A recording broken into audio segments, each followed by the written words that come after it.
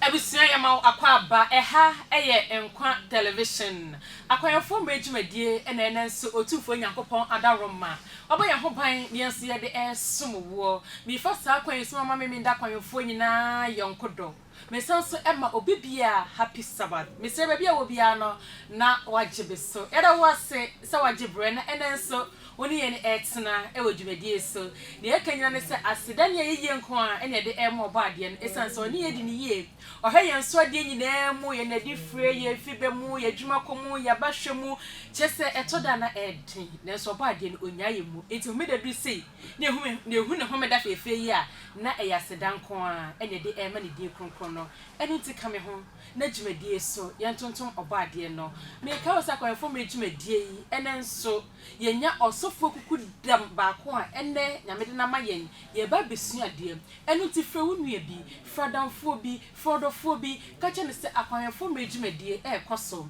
ewo enkwa television enu ti ono so enhwe na onye dwumedie so chefa dwumedie mu no enyumakuo bi ene hye ase nti e bese ya ne yi adwatonde a kire ha de ene waba nko a ene bokodawuro enti ye ka na otu ho anamom asede edikan no enko emma SK Royal Construction ose ba adansi ho nsema na da bedan ya bo madansi ayemre baby a wo bi apese wo si dan say school dan say hospital say sorry dan say wanka sofia wo si atremu fa bedan ye na ebeboa amada ye so no abemu si du baby ahode na san eno se ebeboa wo ama bibi akoso kama sanso na KK Enterprise ye de ye ton emo anwa toiletries nyuma ekeka ho enti se wo chichiri na se wo hia nyuma mu bia to nsafa ye de beba abro na wotue kama afei enkwa boafo natural clinic enkwa boafo natural clinic ya bedwaso anampono yaba atmase yesi yade be na etetewo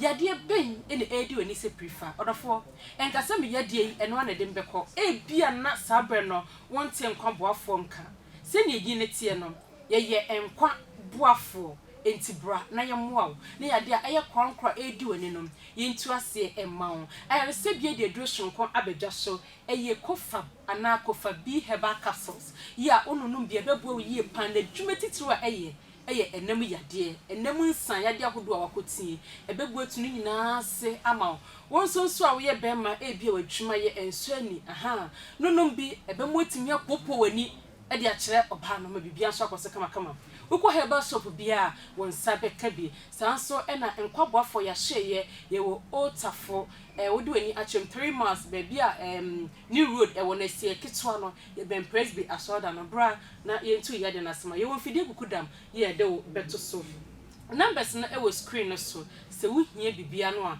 for numbers mu bi empenifo be just na de wo hia bia no ye de adomo nyumakoi ene afoforo bi e ka ho na wonom eso yasene ewo dwumedie mu enu ti mekọ na makoma sofo akwaba na afi ye fi dwumedie na zena se na bi kan ye no ene osofo ye saka na ni edi dwumen eye osofo Solomon Osei Kwadwo we stewardship director ewo Mountain View Ghana Conference sanso ena otafoma for SD Asafo oye district pastor mi did na na mabacho ye chehumra na ye masofo akwaba. When I am down and oh my soul so weary, when troubles come and my heart burdened be, then I am still and wait here in the silence until you come and say a while with me.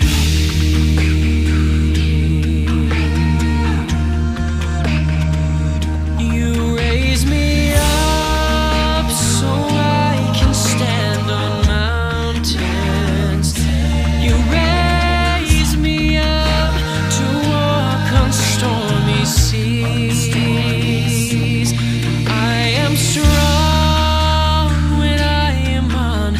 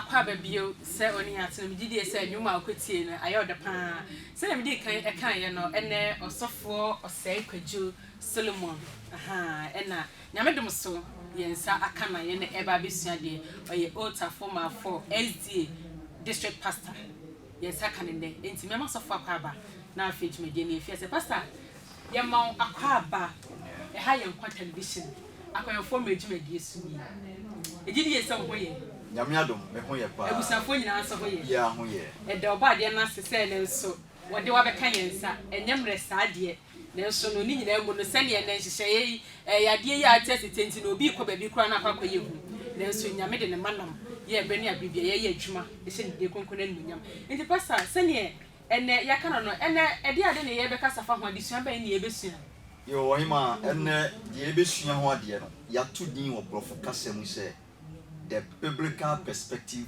on drugs and alcohol. Wow. The bas anti-kasa mu a the na Bible kafa ensan mo ene enubone eno. Okay, ene ye mompa ye na ye mfidwo de no se. Erade ye de ho sha wonsa breti awe be kan ho na kyerɛkyerɛ yen e wo di munti. Amen. Amen.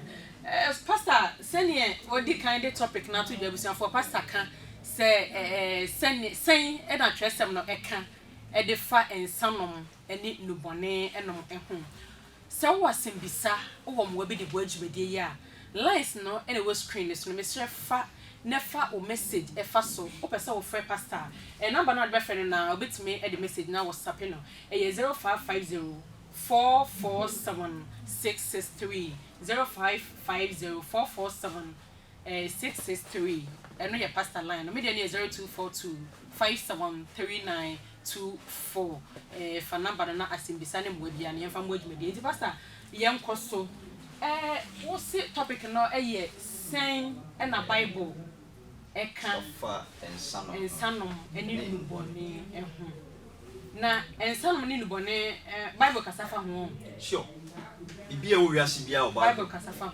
enti ye di kan no pese mi hu se ensanom na afa nubone no nsonso ne wo ensanom ka nubone no onom nsa na cha ebeye duro okay so ensanom eka nubone enom yo enye na ye be hyase na afa ya hwe sen na Bible no kasafa ho ko se enimi senke eno de mi amabrabo na me de me no mesa ese Bible kasetia ana se Bible fo aso yenkwa ne yenko e bia na Bible ditum se ye no e bi nso na Bible kasetia nti ye hwe na sa kwan so. All right and bede nyamnya say sa topic we very sensitive because over the years utumu se nipa bebre a debate on this topic mini aba ebinum se utumi nom no kakra that is moderation ebinum se free ho kra nti aye no ho debate ti dia he ne yemfa and any question okay. But the question is Bible no ma kwan for betumi anom no kakra moderation and now say enom kra and now say wo mroye bi mu no akonom kakra no ana no pe me pe se ye bobo ho na afa ye hwe kwan betumi afa so yenin kan enko abakosemu kakra wo abakosemu no ensanom anhyase wo ye prince right from the ages samu manfo anom san anom say ye abraso ne David ni aba enti sa obra no mo no ense bi bese bo ense bi di sa ense bi adidi no mo no menu anasa no mo special ense bi ende na ensa hyase no na ache ancient time no na manfo don't forget second Nebuchadnezzar onumbi Belshazzar enumbi esafo ni nyina no se dem mo ahenie ekoso na manfo no num sane ade no na for there so many doctrines and teachings and ebanya mesom it the fact say obi num san Belshazzar num sane ade no to bitumi ka say also for say Bible no kwa me say obi num san so then a Bible ni kafa ensanom enti anope no ye behwe in first key test okay. The Bible no ekafa ensanom yenhwe bibi emfiri mebusem etie ye duasa baako enjichemu a ye nsia ene nson Mebusem eti aduasa ba konjichemu ensia ene nso no se fa nsaden ma de oreseye ne bobisama arehofo manonom na ne remfri ne hia na wankai na mane bio. Very good. Enti wo hwe a superficial reading. Okay. O hwe na nani so keke. One shall we can say also say fa nsaden e ma de oreseye give. Enti fama de superficial reading will attest to the fact say any ye no go farmer good farmer but my Bible no ye na share the context in which ya or trofo na the cancer asem ya fansadin ma de o say ya I think say me dey you read Bible mu kakra e wo see ewe ye tie ne say me nua ba sa asem we say e di bebre je say me o de pasa ye fansadin ma de o say e say me de ma na when na say ye when na say ye non te sen bakron say Bible ta no tie obi say ya mo no say oh yes it ye nto aso enti o hwa kan sem na the background is say maami bi and etu ne ba oye ohene ne ba ne din de lemo okay na enam se ne ba no eye ohene nti no se maame batan e de futuo e ma ne ba se be ya obetumi ama sound doctrines okay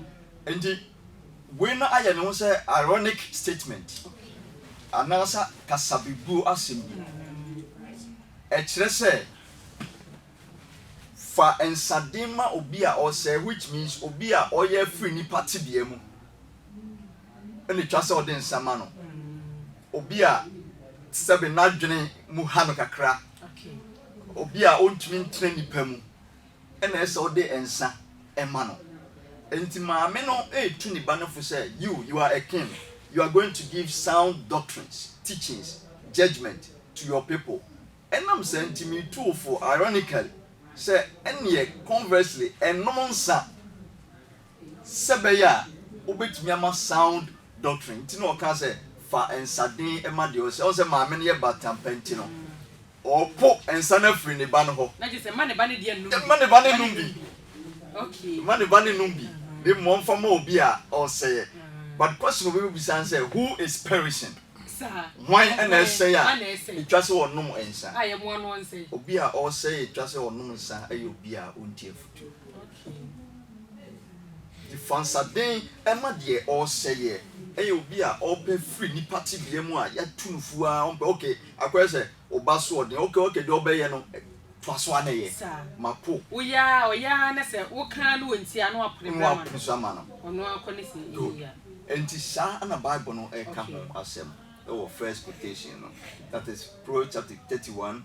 6 and 7 okay enti pastor say hono wo kan ni bi no sifa nsaden ma de oresay ni bobisa ma arehofo enti nsaden na bobisa nsunsunie wo very good ye contest no akan contest no yintumi nchiche words mu okay enti enyaka ensa na je say ensa but wo Bible mu no o kan sa on kan sa sa kasa odi yusuma ensaden ye fro no yayin okay Hebrew word no ye fro no yayin anase siko na sa yayin no e kire ensa affermented okay ensa affermented to ka say fa ensaden ma de o say ya na chese fermented wine okay ne fa bobisa ema obi a sebo oni party biem na chese ona omoye papa no omdo betimi anu bobisa okay that ye ti na bobisa na we say ye nsambe ne ye hu nsakro say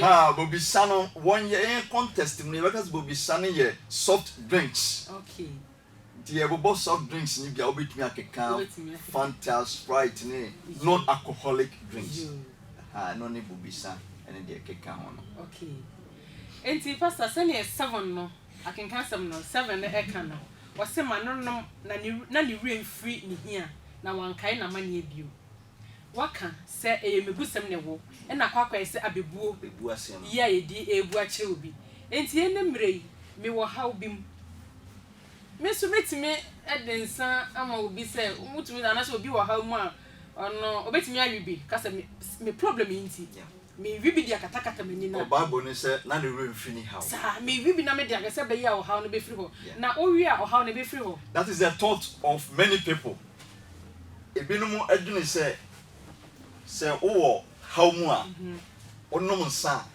na wo refree wo how enti nkofo bebre enom nsa because the yiri bi agya no ne maame bi awu ya bi what na dwuma asɛe enti maame ntwitwa bi se be ya me rebe free me ha no but nana the truth of the matter is say how na nom nsa e be sa compound how no se hu kwan be so denti e be sa compound say wo di sika na beto enti se yi wadi free adwuma mu na wo dwene mo ensa kwa de aya na omo toche no omo no so omo tiri mo amiro wo betimi enyo bia de bio beto bia che enye de ne abedi na ensa de at the end of the day no problem yo onya how it's not just a cassette bible ne cassette pa ene na mehu ko se ne na e kan fansa de ma de o se dem se den a yes was so be rinse what kind of try because a farmer means you can take it okay but in reality the biblical interpretation for this text no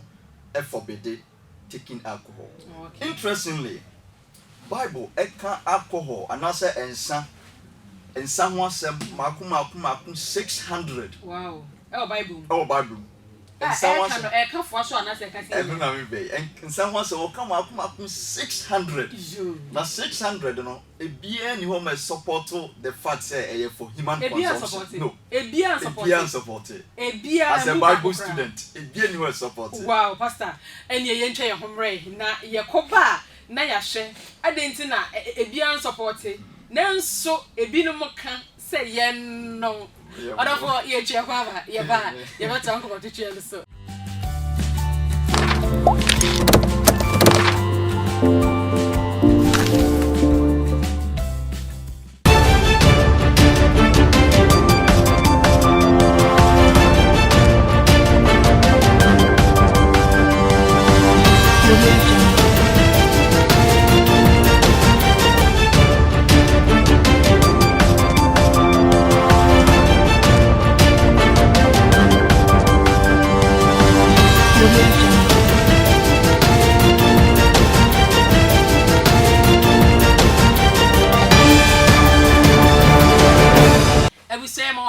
bio ha eye enkwa television akwan form edwumadi ene eguso esumo no na de na ye ka ho asem no eye sene pastor ekan no se ensa wei se twa konkon no aka ho asem empre ma akoma be ya hensia ni ono ye sofia me nka kra minim enti afi ye ba behwe se eka ho asem empre ma akoma kwa hensia no so ana se bia o ka se yentwe ho saa na o ka ho asam kra saa no ye bisa se dania da ya bo nsadium na che emfaso bi ebe woso wo brebi enti yenko ne yento edition so pastor ye mo akwa babio ye nia baby edu no ne abobɔ so no enti yenhwe se ne waka ho asam se twe konkon no aka ensa ho asam empempi no ene na che se ensa ho behia ebribi anase bia asem bi omu a opese yete enti ma yenhu sure wo bible mo no onyaka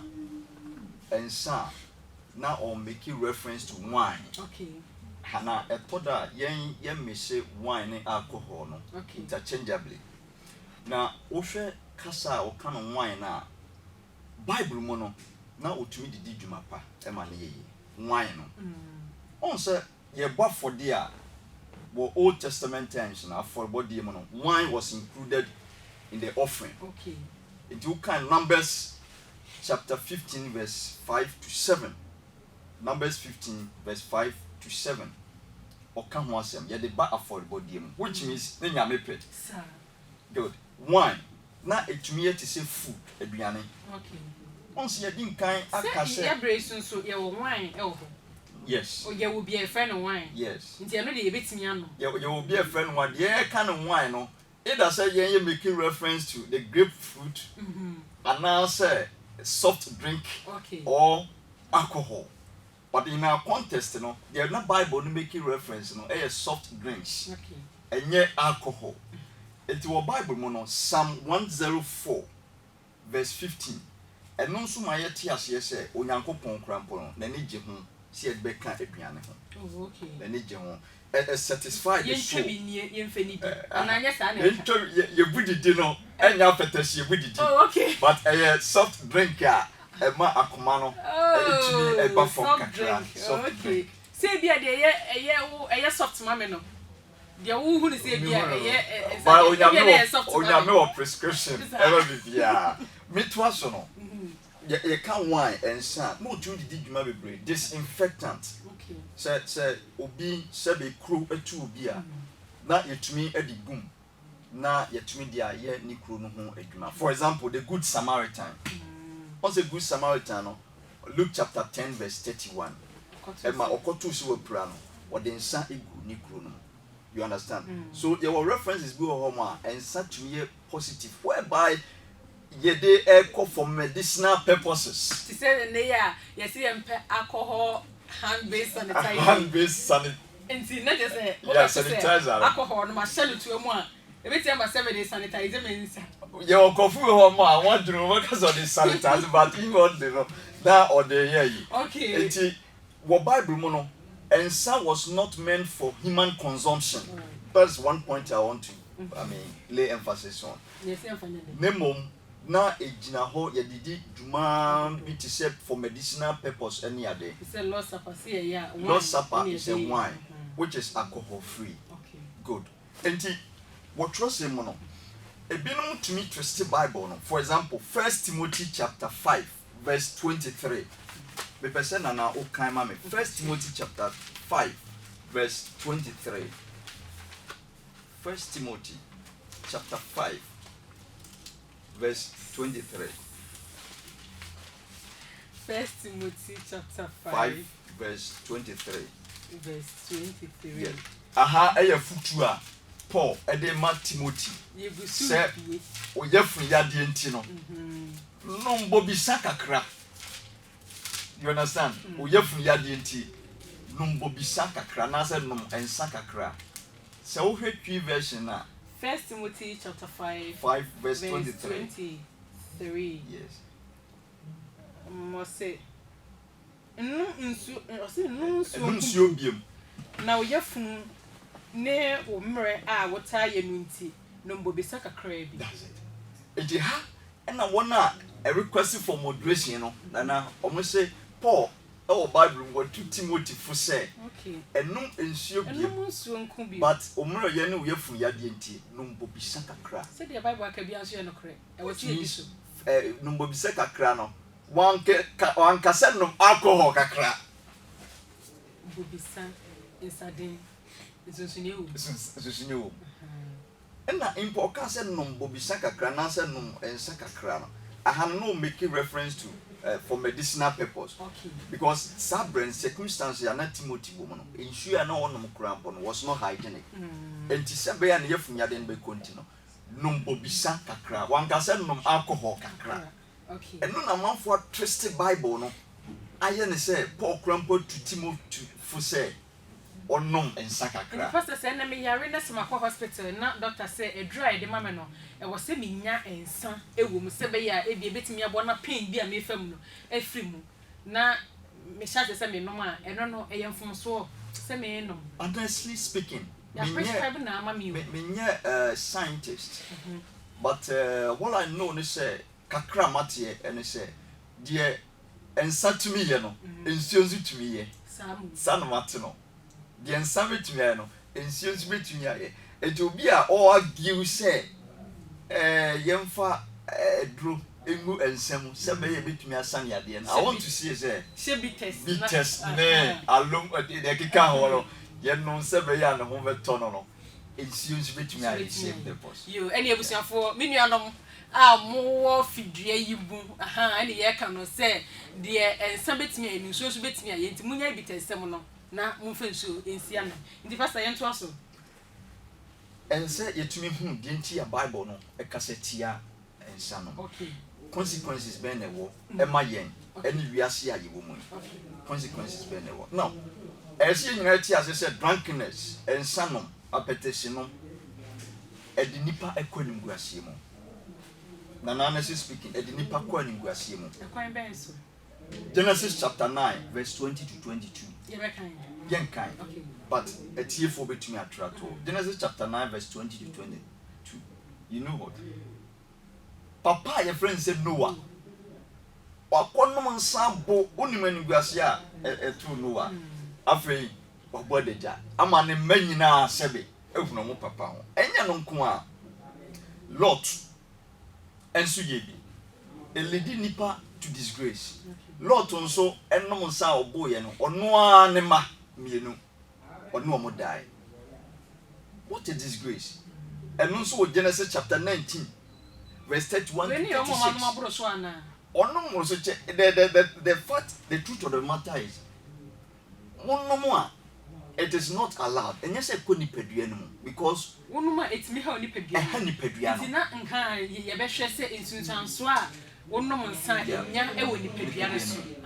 Yes, because Lot, wow, maba, incest, Bible needs incest.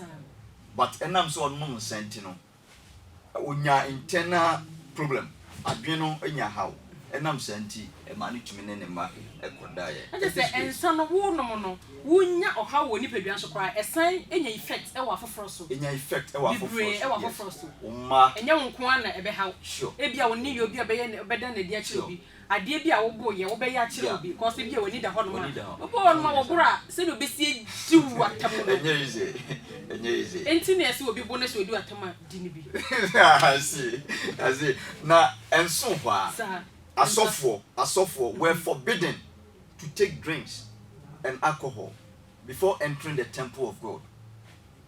Sakutesu we obetumi attract Leviticus chapter 10 verse 5 to 7.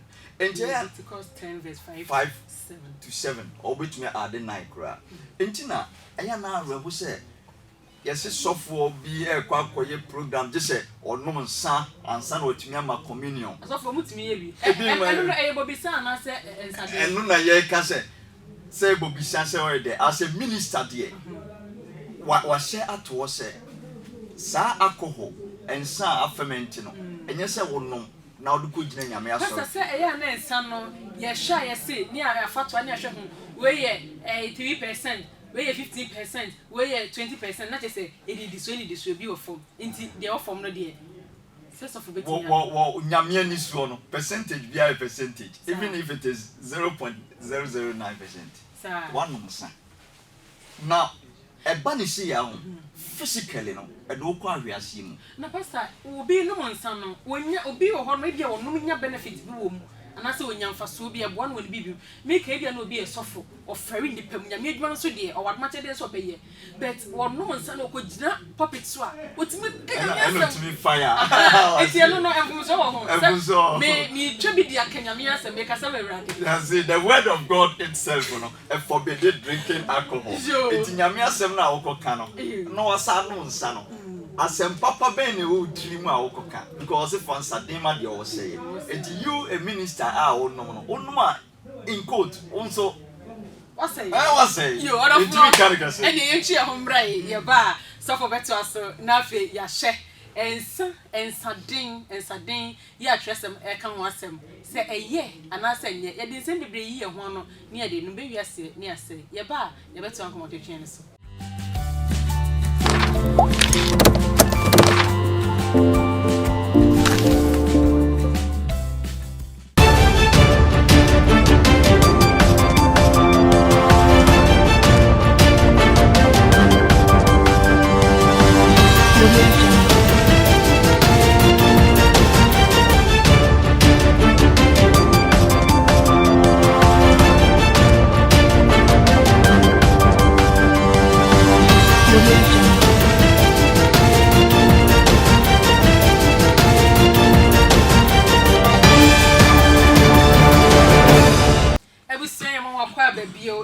channel na yeguso no ensaden ya atwe konkron eka ho asem ene de ema pastor na ye to so ye hunu se ne waka no se wunya rensa no nko ade a na o ya se san se ye mfa nsa no ema nsaden ma ne o se ye to addition so na fe ye nhwe ne tresem no ekoso a eka obi a o rensa die suban no yo no dai die susan so be ena eba na brabo so Yeah, the kind of so obi nom ensa a result in physical injuries. Okay. It me a manipura, it me mani kontokwas ntokwamu. For example, Proverbs chapter 20 verse 1. Proverbs 20, maybe some eti adwunu chichemu ba kono. Was say ensa ye ofedifo. Tie kan say obi eye ofedifo a. Fedifo. Obi a yedi ne ho Yesi na twetwe. yeah. Yedi ne ho agoro. Also obi anom na obi nom sa na obo a. Mi krompa. What's the sudden na obi we say worry san no daga temu na nkwada obbo no nkwada nyina ha bo na otonyu na osa wo mu na otonyu na manfo senti na oye ni fo nso pa e da ko wi ase na yesa sinsa de trust em ka se nsa yo feel difu a na je se obi obenum bia na ebedi ho fe ba enipa pa anyame abo sense obi aye frase obi koi na ese nsa bi cocktail bafon sen bi ofafra ye ha na fede ohu ya ne se na ede enti ohu ya ne se wabo na fei obabesia watam ne mpabo aso a na ne bag so no we so tese ne mo hobia ya fon so no e na wo twa no ho se na nipa no fere ade pa utumu se baby ansan di ko duye no mo wan kasa ko bi chare fonyi no de to ode che na enya de ohun sa pro be be ni bio enti e kasa nsan e fedifo a e yero kre insane ye ntokapeni simple obi onum se bia pentokwa ntoko twan obi tese asam no nya na sem azen no agiafa Hey bra, jai sawai. Jai. Ntoko enye ntoko enye mfa. O se na obiara otomo ntintan no. Nnim nyansa.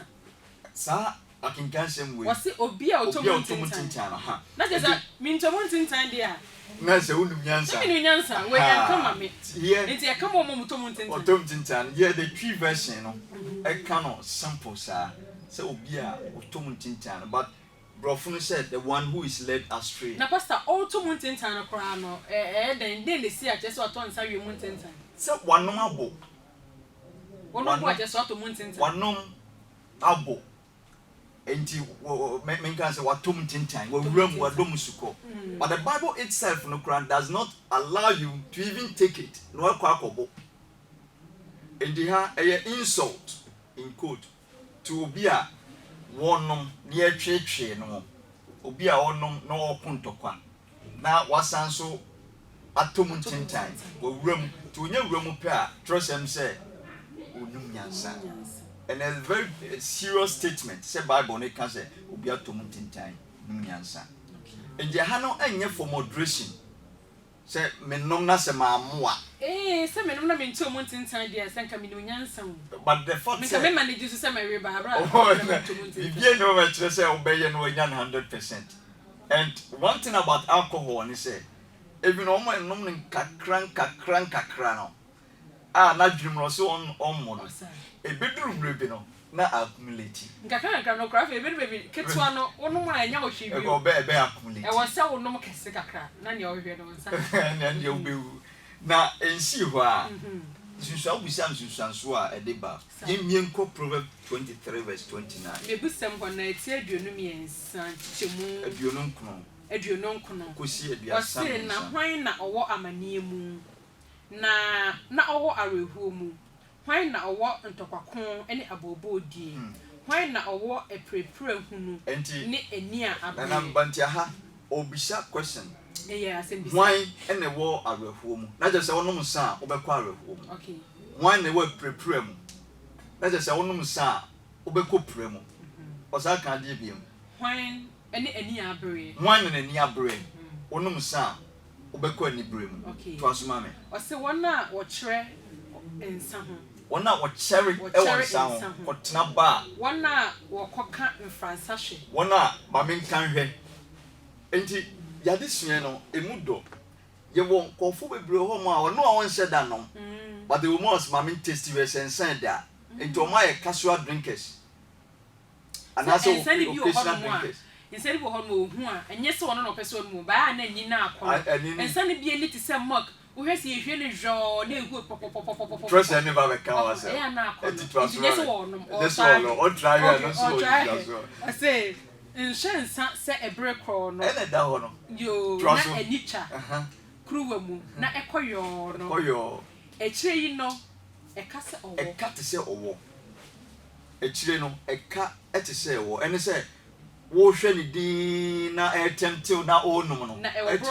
e wo bro te se ehutia ensa ebetumi epre nipa okay eka te se wo ka wa e ho na obehu de feel onum sa na ecosystem no a ho na obehu say yes na enti aya na obu ho no mansa onum odigu na numa wemien kai na wo pro biagu eka te se wo aya na ka no won I can't party so system no enya problem say kokum ni kuru won say e durenti e kokum ni kuru bi endu ye na because I say I cut so wo na e wo blood to say ehutia also what the personification what the ensa no akogina aboa sebe or poison wo ehutia it won no sa invariably what poison ti no ka say e cut so wo also wo kawa one insect poison in you to be obenum se bia na or the poison could be pedue no now it's very serious to us mami o say 33 no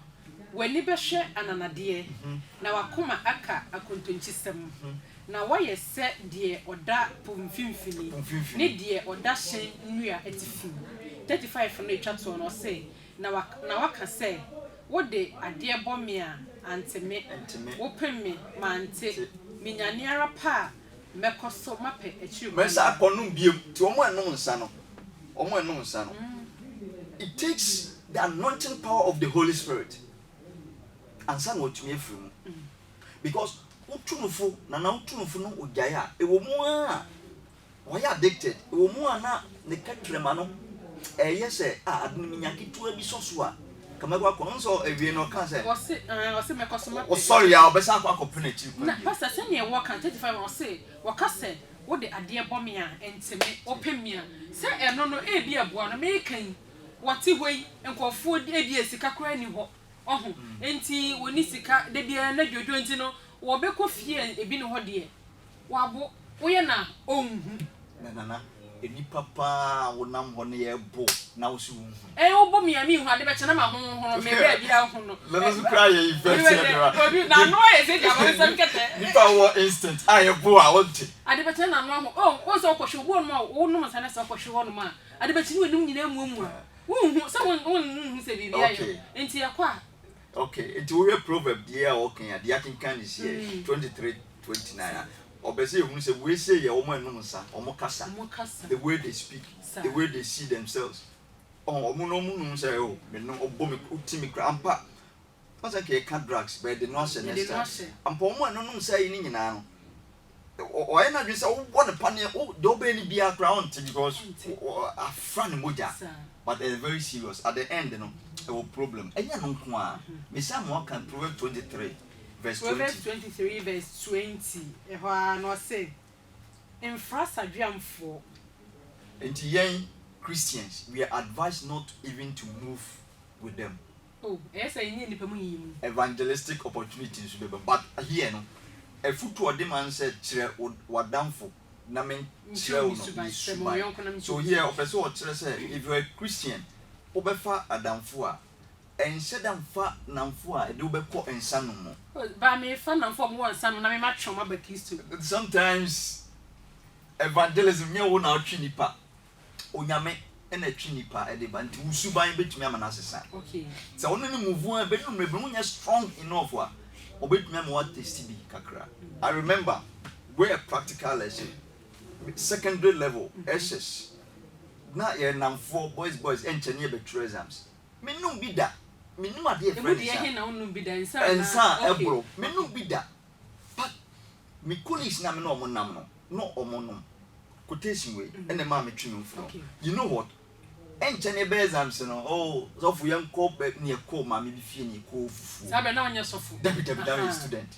ko fufu ame won ba ko ba masa aden ko na sembe ombo ache oh num kakra we anya we nam say me fie ya born me to Adventism team no oh no we there nam say okay let me try nana let me fuck kakra anya nti na me hu the effect of the me answer me free me so na me ne hostel your friends say headmaster and etie the cool school man was we a very gentle guy ti me no better na me fie so na yiri ne sister Sarah who say me back omu say me nantie no Kofa. aye no mo me who be no me who be aye Utu na tinti. na omo frame Oboase solo because me from Oboase na solo for ndos o enye Oboase solo na ebe Okodi na no sister Sarah dey no say what no san oh is that Sarah me no say ana papa na chi me tno then makoye na me say namfo no say free ne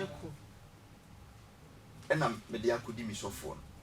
In the happen because the next day no they called me yes and go for phobia. Fufu no so na yencho binidi. Go phobia. Yencho binidi. And you could see said come to us and then Camina puppet. Ungodru fie no. Un free school ungodru fie no. Na wa jensem. No wa jensem. Very serious. Yes. Now me come way e dey ato aso no. Yen hwe bibi free Ephesians chapter 5 verse 8. Yo Ephesians enwoma eti enum nchichemu 18 edum oche wose na momronsa efi se eno na ede sakasaka aba very good na mmom monye ma wo ti ha one kese na Paul ede ma Ephesians church say mononsa because the more obenonsa na say wonya nonsa ede sakasaka eba let's see in the church if the Seventh-day Adventist church we allow church members to take in alcohol ye ba so dem a obehun se dem obeye sakasaka enko a Sabbath school time fight beba obi hot no sa na something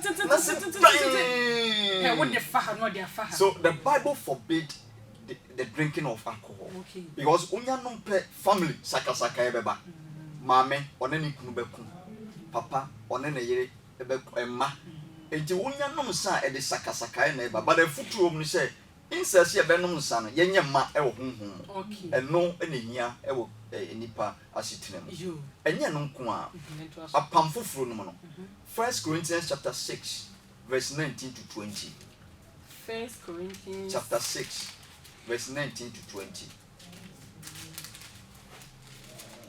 6 hanso obeboa me yehunu say ye body no ye nipadua no e the temple of God ti niema bi wo ho mo anye se ye timi e di wurwura mu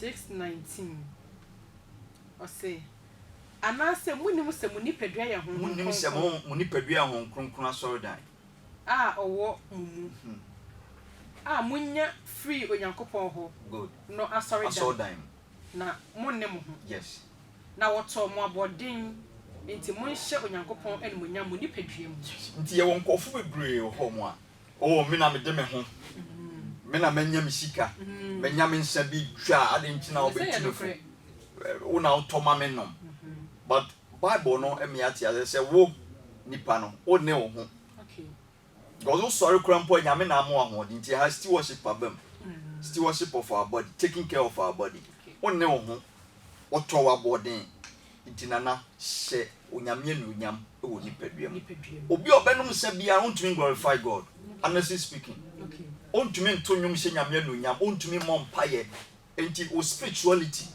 ebeko form nti pastor ye dison ebe wiye no say ennemre ye hu ensa say abeye part of life and as aye fashion unim no ma onye guy unim no ma wanim mie unim no unim whatsapp nti dia futu ne de ma emebru na enne ensa no ma abeye lifestyle ye lifestyle e de ama wo mo meda say ya dedi kan no ye destiny e hu hia ye nkrabia e hu hia ye ni asasi so say ye betena ha forever because all kind 1 Corinthians chapter 6 verse 9 to 10 wonwa enya ahenie no nko onya heaven enko obo mo enum nsa ho in the future am be ma for the sake of heaven anyone kasa wa brabo timetu mebunu ni Ghana fo nyina fo ye call lockdown yimu amanfo de abasa ban ma kwan na drinking spot ni ade no omo nhyase mi bi no mo no because omo no bi ache o destiny is at stake. Number 2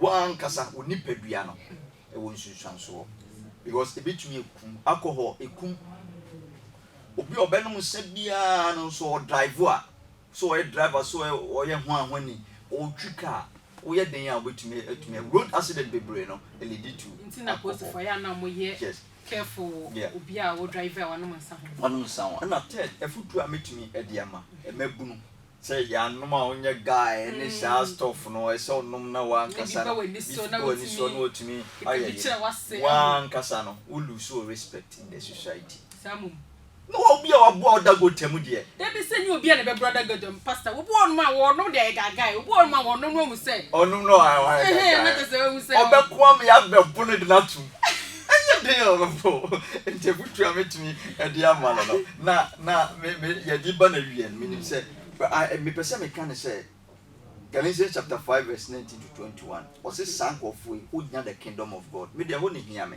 obi onom say ni bia no ontumi enuru onyankopon not say onom nsa e betimi esi heaven kokon of course kete onom kete beko we don't have moderation when it comes to Bible matters ye we kakra boni bia ni o ma ye ketwa o trosim boni bia ye boni nti ye ntwe mfiri ensa ho emfiri ensa kura because e wo effect kese e wo ya brabo so si ye pese ye nyanya menchen kode a ye ntwe but media me no monsa na emo madua me ye ne se me produce nsa me ye nsa ba me ye wo se me test it de bia me test eno me no monsa the use production ene omo e consume Bible no Emma Kwansa. Why do you want to produce alcohol for me to take?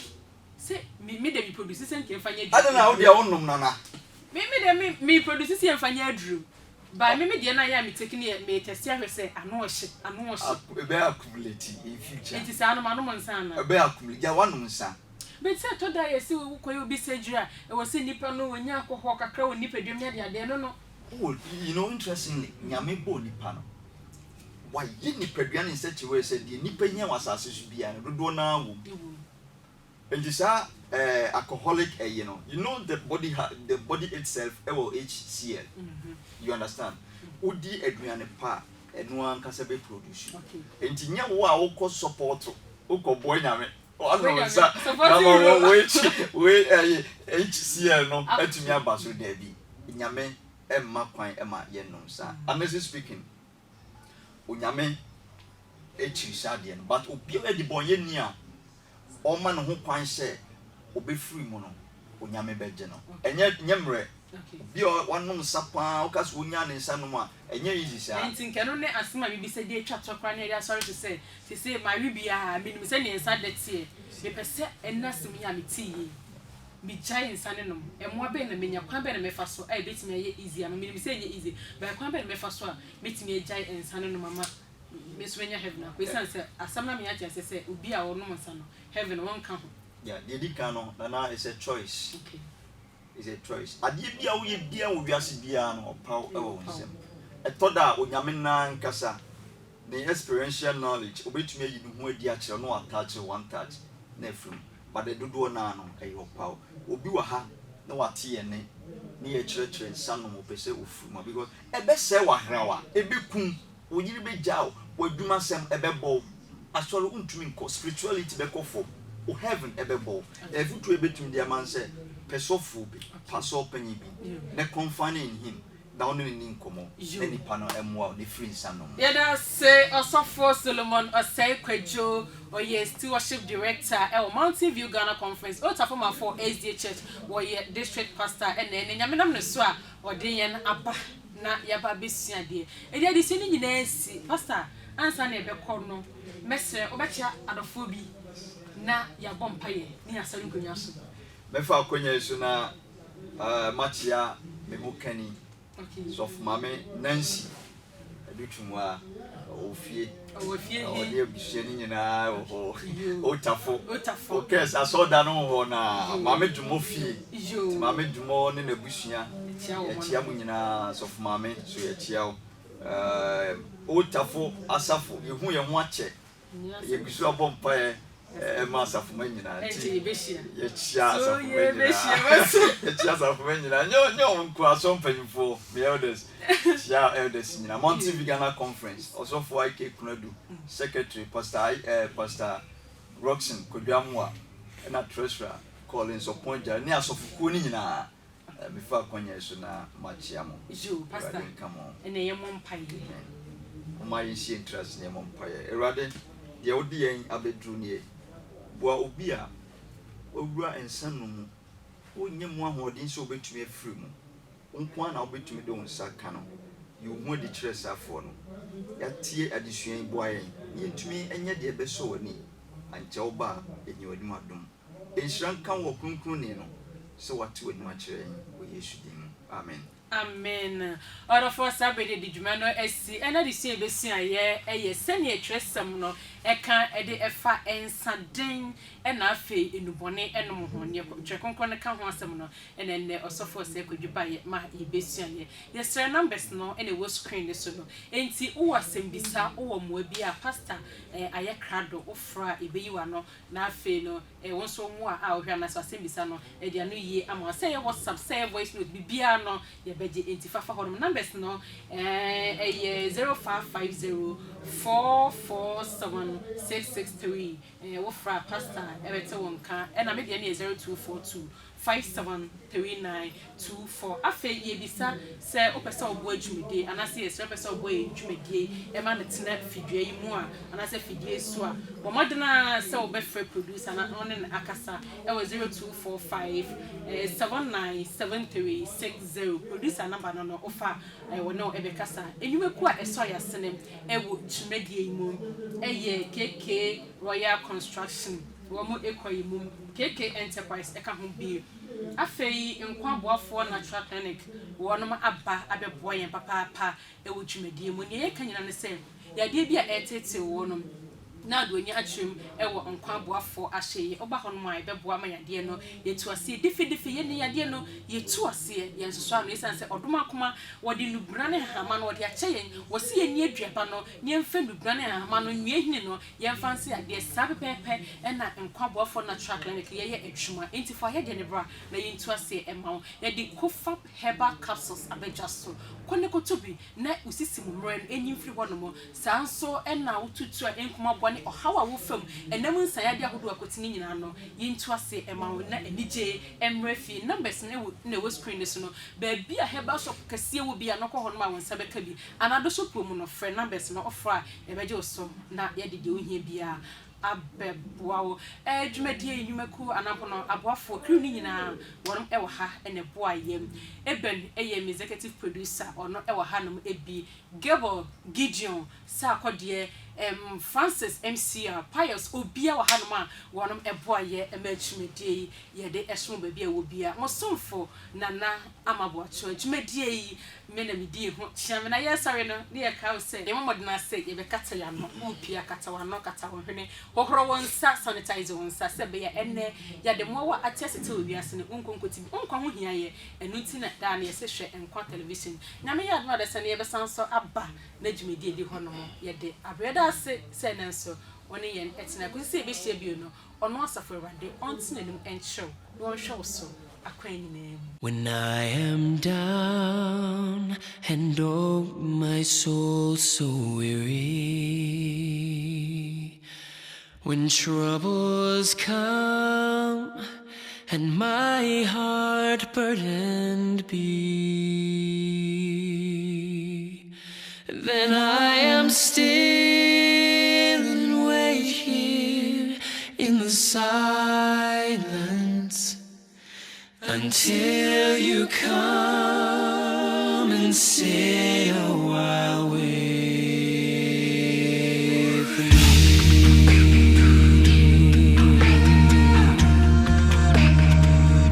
You raise me up so I can stand on mountains. You raise me up to walk on stormy seas.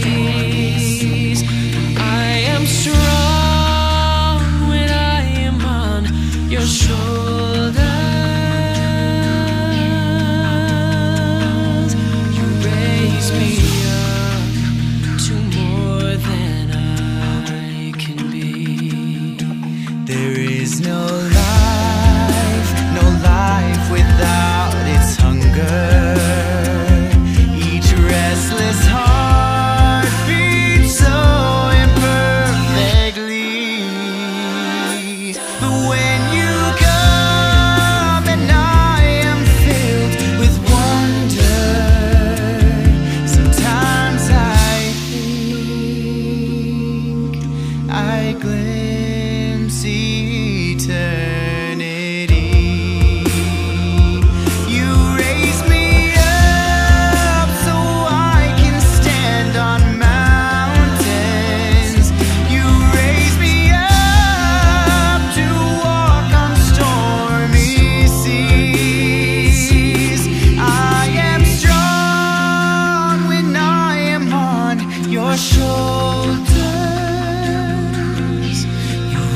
raise me up to more than I can be.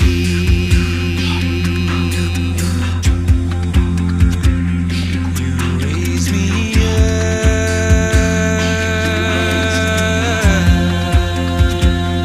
You raise me up. You raise me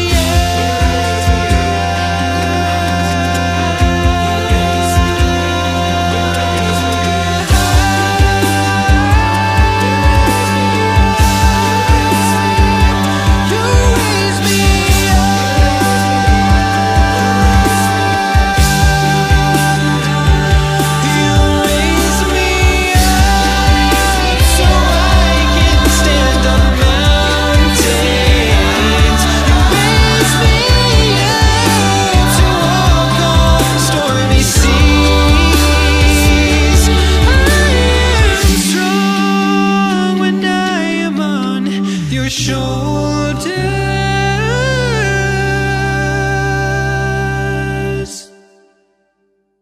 You raise me up.